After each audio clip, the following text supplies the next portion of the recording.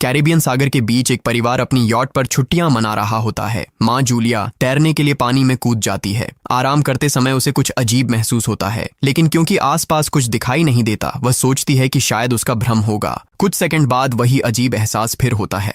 इस बार भी कुछ नजर नहीं आता, लेकिन अब वह घबरा जाती है और यॉट की तरफ तैरना शुरू करती है। तभी अचानक कोई उसकी टांग खींचने लगता है और वह मदद के लिए जोर जोर से चिल्लाने लगती है। उसकी बेटी कैसी हेडफोन लगाकर म्यूजिक सुन रही होती है, इसलिए उसे कुछ सुनाई नहीं देता। पति टॉम और बेटा बेन मछली पकड़ने में व्यस्त होते हैं। जूलिया पानी के ऊपर टिकने की कोशिश करती है, लेकिन मुंह में पानी जाने की वजह से चिल्लाना मुश्किल हो जाता है। थोड़ी देर बाद टॉम को एहसास होता है कि काफी देर से उसने जूलिया को नहीं देखा। वह यॉट पर उसे ढूंढता है और फिर अपनी पत्नी को खतरे में देख लेता है। वह बच्चों को बुलाता है, यॉट को उस तरफ ले जाता है और पानी में कूद जाता है। जल्दी से जूलिया तक पहुंचकर उसे संभालता है और यॉट की ओर तैरता है। बच्चे दोनों को ऊपर खींच लेते हैं। परिवार जूलिया को संभालता है, लेकिन जूलिया खुद को समझाती है कि शायद लहरों की वजह से ऐसा हुआ होगा।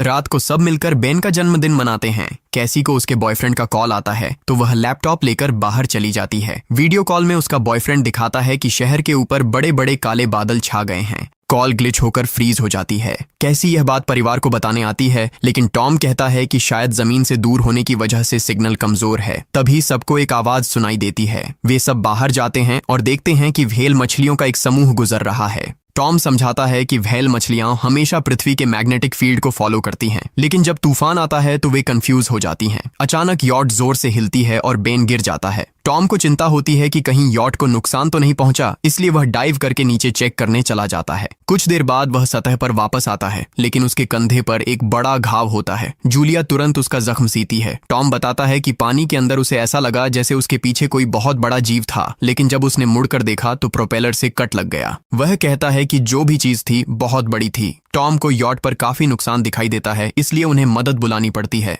जूलिया बार बार रेडियो पर कोशिश करती है। कैसी फोन पर सिग्नल ढूंढती है, लेकिन कुछ भी काम नहीं करता। तभी कैसी को एक अजीब सा जीव दिखाई देता है और वह चिल्ला उठती है, लेकिन वह तो बस बेन होता है जो मास्क पहनकर मजाक कर रहा होता है। कुछ देर बाद यॉट पूरी तरह बंद हो जाती है और समुद्र के बीच में फंस जाती है। जूलिया रेडियो में एक आवाज सुनती है, लेकिन आवाज इतनी खराब होती है कि उसे कुछ समझ नहीं आता। टॉम परिवार को बताता है कि उनके पास सिर्फ 4 दिन का खाना पानी बचा है और अब उन्हें किसी मछली पकड़ने वाली नाव का इंतजार करना होगा। अचानक रडार पर कुछ डिटेक्ट होता है और परिवार को एक अजीब सी आवाज सुनाई देती है। सब दौड़कर बाहर आते हैं और हैरानी से देखते हैं कि कई सारे उल्कापिंड जमीन पर गिर रहे हैं। जहां जहां उल्कापिंड गिरते हैं वहां बड़े धमाके होते हैं। एक उल्कापिंड पानी में उनके पास गिरता है तो टॉम तुरंत यॉट को चलाने की कोशिश करता है। इंजन मुश्किल से चलता है, लेकिन तभी एक और उल्कापिंड उस इलाके को हिट करता है। परिवार डर के मारे एक दूसरे को कसकर पकड़ लेता है। तभी टॉम को समझ आता है कि जो आग के गोले गिर रहे हैं वे उल्कापिंड नहीं बल्कि सैटेलाइट्स हैं। उसी वक्त बेन देखता है कि यॉट से धुआं निकल रहा है। टॉम चेक करता है और कंफर्म होता है कि इंजन खराब हो गया है। हवा तेज होने लगती है तो फैमिली यॉट के अंदर छुप जाती है, बिना ये नोटिस किए कि कंपास बहुत तेजी से घूम रहा है। यॉट जोर जोर से हिलने लगती है। बेन फिर से गिर जाता है और इस बार उसे चोट भी लग जाती है। लहरें तेजी से यॉट से टकरा रही होती हैं। टॉम स्ट्रगल करके बाहर जाता है और लाइफ जैकेट्स लेकर आता है। तभी पावर चली जाती है। टॉम तुरंत पावर बॉक्स का बटन प्रेस करता है और लाइट वापस आ जाती है। उस वक्त बेन नोटिस करता है कि जूलिया की नाक से खून बह रहा है। जूलिया को चक्कर आने लगते हैं, जबकि कैसी सिंक पर जाकर उल्टी कर देती है। टॉम रेडियो ट्राई करता रहता है पर सिग्नल नहीं मिलता। अचानक एक तेज हाई पिच्ड नॉइज आती है और हवा और भी स्ट्रांग हो जाती है। जूलिया दरवाजे बंद करने की कोशिश करती है, पर एक हैच खुल जाता है और हवा खिड़कियां तोड़ने लगती है। टॉम एक फ्लेयर जलाता है और थोड़ी देर बाद अंधेरा छा जाता है। अगली सुबह फैमिली शॉक में उठती है कि वो स्टॉर्म से बच गए हैं, लेकिन यॉट आधी तबाह हो गई होती है। जब वो बाहर आते हैं तो देखते हैं कि समुद्र का पानी गायब हो गया है और यॉट अब जमीन पर अटकी है। सब ये देखकर शॉक में आ जाते हैं। कैसी सिग्नल चेक करती है पर नेटवर्क बिल्कुल डाउन होता है। बेन 2 मरे हुए केकड़ों से खेलने लगता है। टॉम कंपास चेक करता है और देखता है कि वो उल्टा हो गया है। ये आखिरी बार 7 लाख साल पहले हुआ था। कैसी को लगता है कि उसका बॉयफ्रेंड मर गया होगा और वो टूट जाती है। जब जूलिया उसे समझाने आती है तो कैसी उसे दूर कर देती है और छुपने चली जाती है। जूलिया और टॉम बची हुई सप्लाईज देखते हैं। बेन अपने बर्थडे बलून्स एक पत्थर से बांध देता है ताकि शायद कोई बचा हुआ सर्वाइवर देख ले। टॉम फिर रेडियो ट्राई करता है और इस बार एक आदमी से कनेक्शन हो जाता है। उसका नाम नाव होता है और वो एक सबमरीन का कैप्टन होता है। उसकी सबमरीन भी लैंड पर अटक गई है। वो कंफर्म करता है कि मैग्नेटिक पोल्स रिवर्स हो गए हैं, इसलिए ओशन पीछे हट गया है और जमीन डूब गई है। वो कहता है कि उसने अभी तक और सर्वाइवर्स नहीं देखे और कम्युनिकेशन सिस्टम सिस्टम्स बिल्कुल डाउन हो गए हैं। वो मजीद ये भी कहता है कि पोल्स फिर रिवर्स होंगे और शायद एक हफ्ते में समुंदर वापस आ जाएगा। वो फैमिली को वार्न करता है कि जितना हो सके ऊंची जगह चढ़ जाओ, क्योंकि जब पानी वापस आएगा तो वो बहुत खतरनाक होगा। वो बोलता है उसका पार्टनर क्रैश में मारा गया और सबमरीन में बस 3 लोगों की ही जगह है। जूलिया और टॉम उससे कहते हैं कि प्लीज हमारे बच्चों को बचा लो। वो उन्हें अपने कोऑर्डिनेट्स दे देता है। टॉम कैलकुलेट करता है कि सबमरीन तक पहुंचने में 2-3 दिन लगेंगे। वो फैमिली से कहता है आज रात अच्छे से आराम कर लो, कल सुबह हम निकलेंगे। अगली सुबह फैमिली सामान पैक कर रही होती है, तभी टॉम को पास में कुछ हिलता हुआ दिखता है। वो एक लंगड़ा आदमी होता है जिसके हाथ में हारपून होती है और साथ में एक कुत्ता लगातार भौंक रहा होता है। टॉम उसके पास जाता है और उसे पानी की बोतल देता है, लेकिन वो आदमी कुछ ऐसी भाषा में बोलता है जो टॉम समझ नहीं पाता। पानी पीने के बाद वो अजनबी अचानक टॉम के सिर पर बोतल मारता है और चेहरे पर जोर का लात मार देता है। जूलिया डर के मारे भागती है, लेकिन तब तक देर हो चुकी होती है। वो आदमी टॉम के पेट में हारपून घुसा चुका होता है। टॉम कुछ पल तक तड़पता है और फिर वो उसकी गर्दन भी काट देता है। फिर वो आदमी जूलिया के पीछे भागता है और उस पर हारपून फेंकता है, जिससे उसके कंधे में चोट लग जाती है। जूलिया दर्द सहते हुए यॉट के अंदर भागती है और बच्चों को बोलती है कि छुप जाओ। वो दरवाजा लॉक कर देती है। कैसी और बेन सोफे के अंदर घुस जाते हैं। जूलिया उन्हें फ्लेयर गन पकड़ाती है और खुद एक चाकू लेकर बाथरूम में छुप जाती है।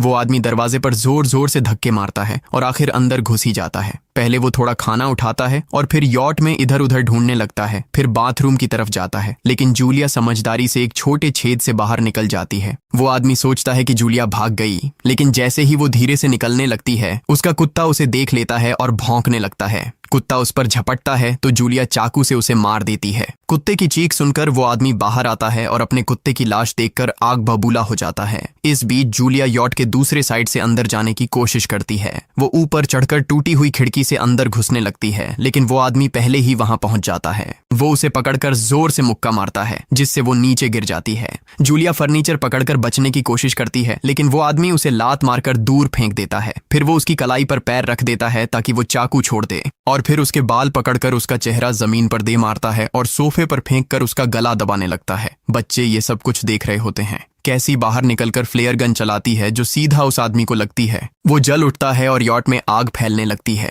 बच्चे तुरंत भाग जाते हैं, लेकिन जूलिया वापस आती है। वो उसे एक किक मारकर गिराती है, मैप और बैग उठाती है और वहां से भाग जाती है। बेन और कैसी अपने पापा के पास जाकर रोने लगते हैं। जूलिया भी उनके साथ बैठ जाती है और तीनों मिलकर आंसुओं के साथ टॉम को आखिरी अलविदा कहते हैं। तभी वो डरावना आदमी फिर यॉट से बाहर निकल आता है तो फैमिली फिर से भागने लगती है। कुछ ही देर में यॉट एक बड़े धमाके के साथ उड़ जाती है। थोड़ी दूर चलने के बाद वो लोग एक छोटे से झरने के पास रुकते हैं ताकि थोड़ा आराम कर सकें। कैसी सोचती है कि शायद वो पागल आदमी उनके पास गुब्बारे देखकर आया था। ये सुनकर बेन खुद को कसूरवार मानने लगता है। जूलिया उसे समझाती है कि इसमें उसकी कोई गलती नहीं थी और सबको आगे बढ़ने को कहती है, क्योंकि वो आदमी अभी भी उनके पीछे है। रास्ते में एक छोटे तालाब के पास बेन एक मरी हुई हैमरहेड शार्क देखकर हैरान रह जाता है। तभी जूलिया नोटिस करती है कि वो आदमी फिर उनके करीब पहुंचने वाला है। सब लोग दौड़ पड़ते हैं और एक रेत के टीले से नीचे गिर जाते हैं, जहां उन्हें जहरीला कचरा दिखाई देता है। फैमिली सावधानी से उसे पार करती है और लगता है कि उन्होंने उस आदमी से पीछा छुड़ा लिया है। चलते चलते उन्हें बड़े बड़े मरे हुए सी एनिमल्स और समुंदर के नीचे जमा हुआ सारा प्लास्टिक दिखने लगता है।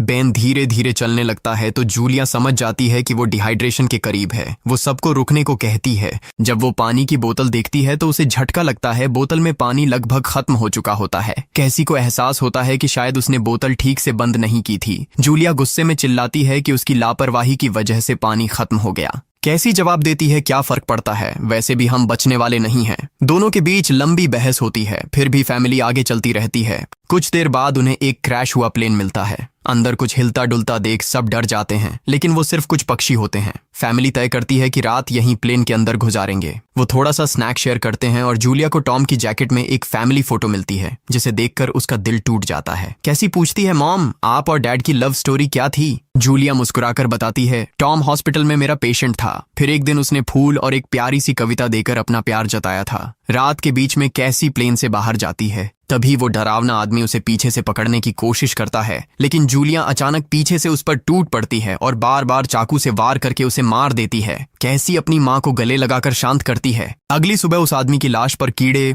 गुंड पड़े होते हैं।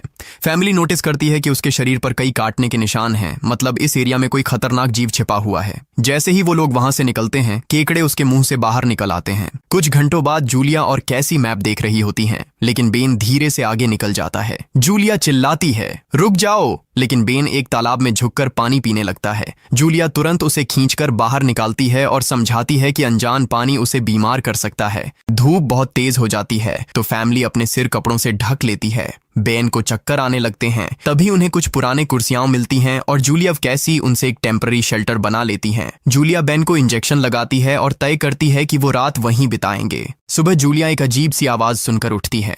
बाहर जाकर देखती है तो क्रैब्स का एक बड़ा झुंड उनकी तरफ आ रहा होता है। वो तुरंत बच्चों को उठाती है और तीनों भागना शुरू कर देते हैं। भागते भागते उन्हें एक बड़ा कार्गो शिप दिखाई देता है। वहां 3 क्रू मेंबर्स जिंदा होते हैं। एक औरत उनकी मदद करना चाहती है, लेकिन बाकी 2 आदमी मना कर देते हैं और तीनों फैमिली को बाहर छोड़कर कंटेनर लॉक कर लेते हैं। क्रैब्स पास आ जाते हैं। जूलिया बच्चों को कंटेनर के ऊपर चढ़ाती है। खुद जब चढ़ने लगती है तो क्रैब्स उसके पैर को जोर से काट लेते हैं। बच्चे उसे खींचकर ऊपर चढ़ाते हैं, नहीं तो वो नीचे गिर जाती। कंटेनर के एक छेद से आधे क्रैब्स अंदर घुस जाते हैं। क्रू मेंबर्स फायरिंग शुरू करते हैं, लेकिन क्रैब्स उन पर हावी हो जाते हैं और दोनों को मार डालते हैं। आखिरी आदमी छत के होल तक पहुंचता है, लेकिन क्रैब्स उसे भी नीचे खींच लेते हैं और वो भी मर जाता है।